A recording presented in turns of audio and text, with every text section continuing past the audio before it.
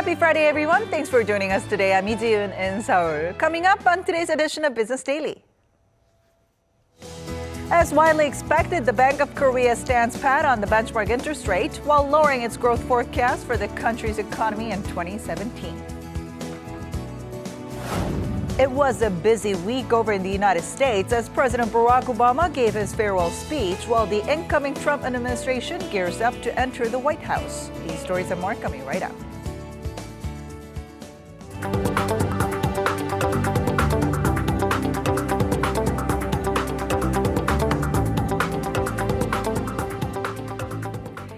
Korea's central bank has revised down its growth forecast for the year while keeping its key rate steady at a record low of 1.25%.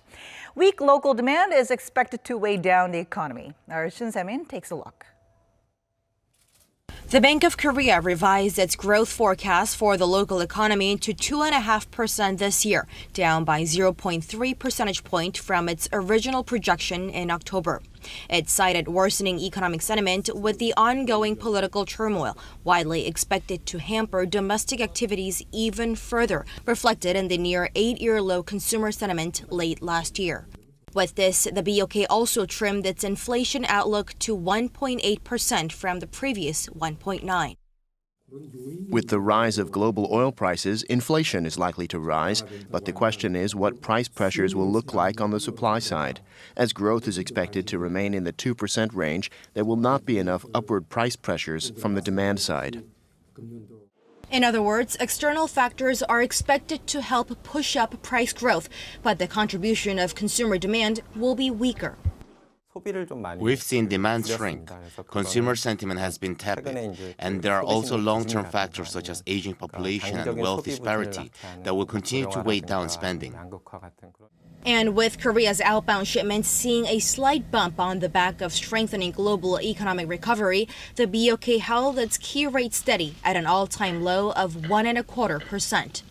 The bank added that it would closely monitor uncertainties lingering both at home and abroad, with the potential impact from new economic policies under the incoming U.S. administration being considered one of the biggest concerns.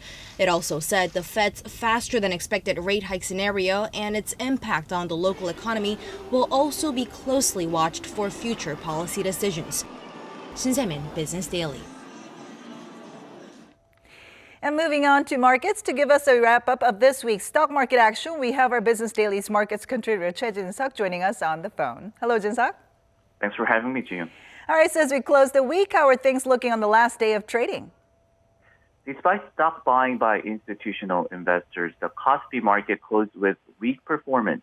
The market was in negative territory all session long, falling by 0.5% to close at 2076.79. Foreign investors unloaded massive amounts of shares, dragged down the entire market. The U.S. equity market overnight closed with a slight downtick. The technology sector that has been performing well recently on the Kospi market also fell, negatively affecting the market, but pharmaceutical and cosmetics companies performed relatively strongly in today's session. Meanwhile, the Kosdaq market opened with an uptick and rose by 0.29% to close at 634.68. Then how is the overall weekly performance? With the exception of today, the Kospi has been on a general positive trend. Right. On a weekly basis, the Kospi market enjoyed a more than 1% rally despite today's drop. Although foreign investors sold shares today, they bought massive amounts of shares on a weekly basis. It lifted the entire index despite stock selling by both institutions and retail investors.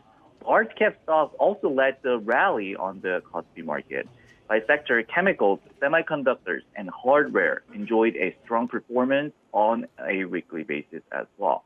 The Kosdaq market, however, fell by almost 2% on a weekly basis, by biotechnology firms and drug companies that showed weak performance dragged down the entire index. And it's not just the Korean markets that have been doing relatively well. Global financial markets are looking promising as well. So what will be the market focus in the near term? A global stock market rally has been continuing since November. The U.S. stock market, for example, has risen by more than 9% over the last 10 weeks. better global economic data and expectations for further policy moves and corporate earnings have lifted global stock markets. In this sense, economic indicators from G2 countries are expected to draw a lot of attention from global investors in the short term. Industrial production from the U.S. will be unveiled on Wednesday next week. The same data from China will be reported next Friday as well. These figures will give hints on the economic conditions of the world's two largest economies. This has been Choi Jin-seok for Business Daily. Officials from Korea's Trade Ministry are in Beijing for joint committee talks on the Korea-China Free Trade Agreement, which came into effect in late 2015. Likely weighing on the Korean delegation's mind is the large number of non-tariff barriers that China has put up against Korea. And experts say such measures ultimately contributed to a more than 10% decrease in Korea's exports to the country from the year before. Our Kim Jong-soo has the details. Korea's Trade Ministry and the Korea International Trade Association said on Friday that China is responsible for 26 out of 49 major non-tariff barriers to Korea's exports, which translates to 53% of trade restrictions excluding tariffs. The agencies, which started closely monitoring non-tariff barriers targeting Korea in October, found that out of the 26 restrictions, technical barriers to trade, also known as TBTs, were the most prevalent with 8 recorded instances. According to the World Trade Organization, TBTs denote a wide range of regulations that are enacted in line with a country's domestic policy, including objectives to protect its consumers and the environment. As well as the TBTs applied by China, there were 5 sanitary and phytosanitary measures, also known as SPSs, and 5 other documented instances of customs clearances. The rest include 3 cases of subsidies, 2 cases related to intellectual property, 2 cases of import regulations, and 1 case of export restrictions. Korea's food exports to China were hit particularly hard in 2016.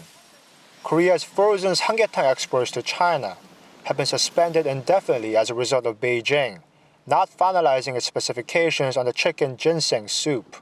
China has also enforced regulations regarding the germ count concerning Korean food, such as dried seaweed and cheotgal. In December, the Chinese government also denied subsidies to the local producers of electric vehicles fitted with batteries, manufactured by Korea's Samsung SDI and LG Chemical, saying the batteries do not meet productivity requirements. All in all, the non-tariff barriers played a part in dragging down Korea's overall exports to China by almost 11% in 2016, compared to 2015. Officials from the Korea International Trade Association say Korea must actively confront and work to overcome these trade barriers so exports to China can recover. Kim Jong-soo, Business Daily. One of Korea's airports in the central region of the country has finally parted with its chronic deficit and recorded its first surplus since opening back in 1997. It also saw the fastest pace of visitor growth last year. Our Lee Joo-young has more. Cheongju International Airport, located about 175 kilometers away from Korea's main gateway, Incheon, has recorded an operating surplus for the first time since opening 19 years ago. According to the Ministry of Land, Infrastructure and Transport, the number of passengers who use the airport has increased every year from 2011 to welcome an estimated 2.7 million passengers last year. Out of all 15 airports in the country, the pace of visitor growth was fastest at Cheongju. The airport has a lot of convenient facilities and it's close, so I think I'll be able to use it frequently. Its rising popularity has naturally led to a surge in revenue. The airport had recorded losses of over $4 million every year, but in 2014, it trimmed that back by half and posted its first surplus just under $500,000 last year. Korea Airports Corporation and the local government of Chungcheongbuk-do Province say they will work together to open more routes both domestically and internationally to achieve the goal of welcoming over 3 million passengers every year. I think the priority should be on opening more routes. We'll try to offer routes not only to China, but also to Southeast Asia, Russia, and Japan. Active investment to improve airport facilities is another priority, with the expansion of the international terminal to be completed this October. And with all this, Cheongju International Airport will be taking a new leap forward, not only breaking out of its chronic deficit, but also transforming into a key airport for the country's central region. Lee Ju-young, Business Daily.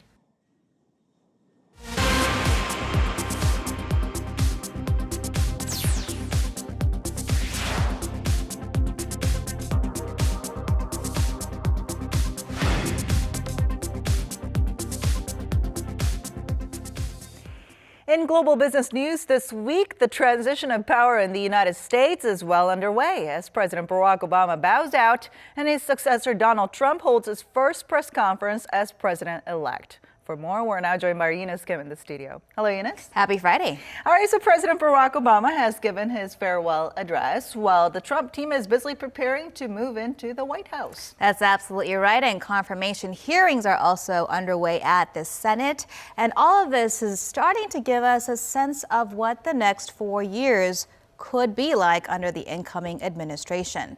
Take a look at the week that was. The week kicks off with another reversal. After questioning U.S. intelligence reports out loud on Twitter last week, Donald Trump is said to have acknowledged Russia's involvement behind the Democratic National Committee hacks. Tuesday, eyebrows are raised as it's made public son-in-law Jared Kushner would join the White House as one of Trump's advisors.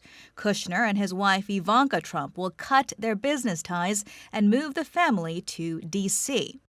Over in New York, the president-elect holds a face-to-face with China's Jack Ma of Alibaba.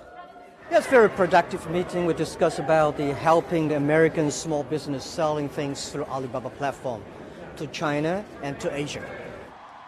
Wednesday begins with President Barack Obama's farewell address, in which he urges Americans to be compassionate toward each other and vigilant in upholding their values. Protecting our way of life, that's not just the job of our military.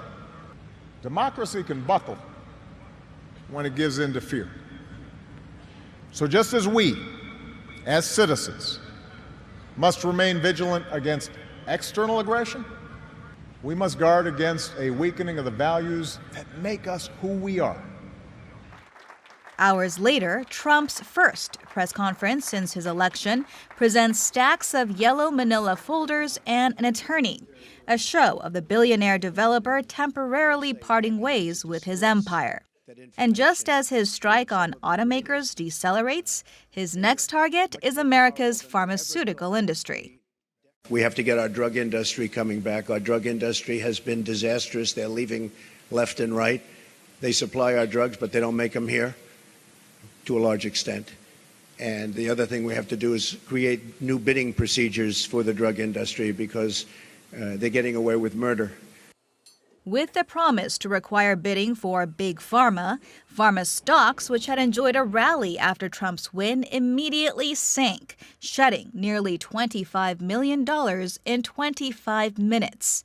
The Mexican peso sinks to yet another fresh record low on Trump's restated promise to build a wall on their dime. Throughout the week, confirmation hearings begin at the Senate. Candidates for Attorney General, as well as the Departments of State, Housing, Homeland Security, Defense, and the CIA testify before lawmakers, sometimes showing differing opinions to their boss-to-be, and at other times aligning. Senator, I don't think anyone advocates for more nuclear weapons on the planet. Donald Trump said it would not be a bad thing. Do you agree with that or disagree with that? I do not agree. The island building in the South China Sea itself, in many respects, in my view, building islands and then putting military assets on those islands is akin to Russia's taking of Crimea.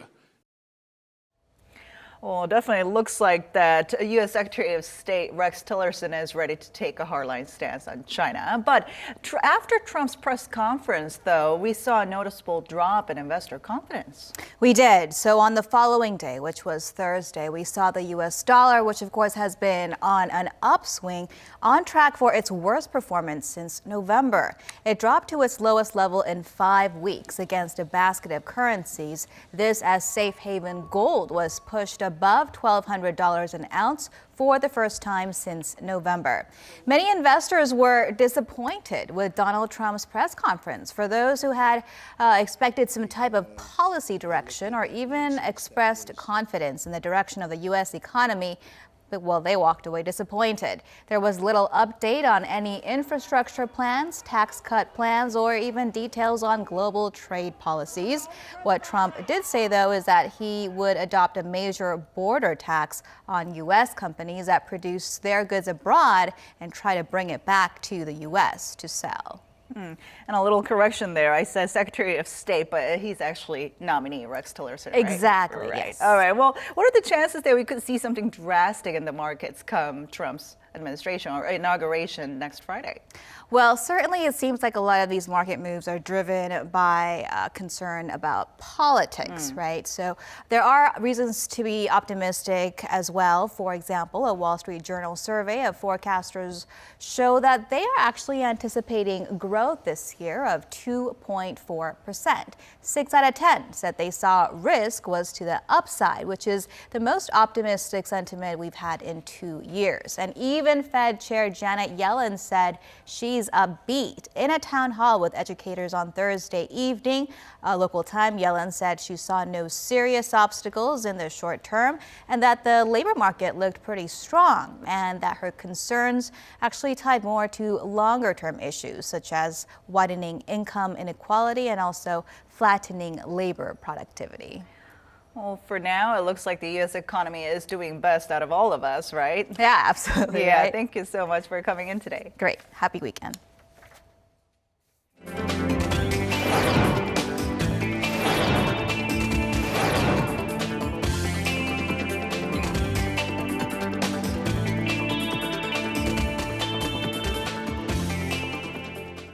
And that wraps it up for today and this week. Thanks so much for watching, and we'll be back next week with more at the same time, same place for your Business Daily. Until then, goodbye.